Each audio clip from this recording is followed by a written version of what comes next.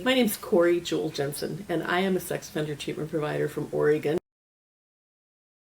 Prevent Child Abuse Kentucky hired me to teach a number of professionals in the state the curriculum that we developed in Oregon, which is a parent education class or community education class. We have people from law enforcement, people from social services, people from mental health, from DA's offices, from Child Protective Services, all around the state of Kentucky who have volunteered to take a class to learn to teach a class called Protecting Your Children, Advice from Child Molesters.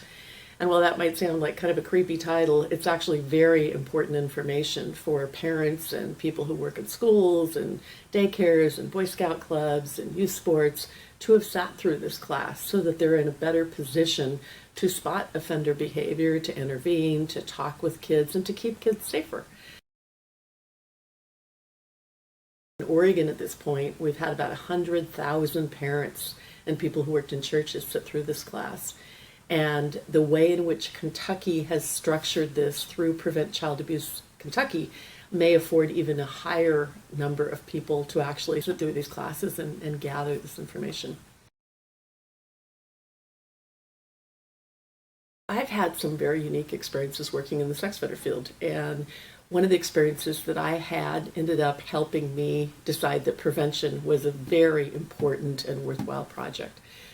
And the experience was, back in 1989, I was running a victim empathy group in our sex offender treatment program, and I had a group of 12 child molesters in the class. And we were doing what we usually did, which was to have people watch a couple of documentaries on child sex abuse. The one we were watching this one year was a film called Breaking Silence. And in the film, it depicted probably 12 adults who were talking about what had happened to them and how it had affected their lives. And at the end of the film, as the narrator was wrapping the film up, it showed a second grade teacher working with a group of children, and what she was doing was teaching them kind of the good touch, bad touch, and some assertiveness skills, having the children stand up and say, no, my body's my own.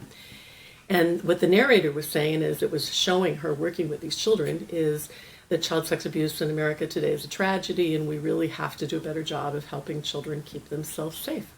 And when he said that, while it was showing the woman working with the children, two of the guys who were sitting to my right started laughing and kind of giggling and whispering to each other and carrying on. And I finally got up and turned the video off and looked at these men and said, why are you laughing? This isn't funny. This is what you guys have caused. How can you laugh at this? And one of the guys looked at me and said, well, we're laughing because we think that's the dumbest thing we've ever seen. We can't believe that people are so naive and gullible that they think teaching children junk like that's going to keep them safe from people like us.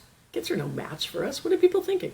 And as a very young professional in the field, I remember sitting there feeling kind of shocked and dumbstruck, and really didn't know what to do or say to that because that hadn't occurred to me before.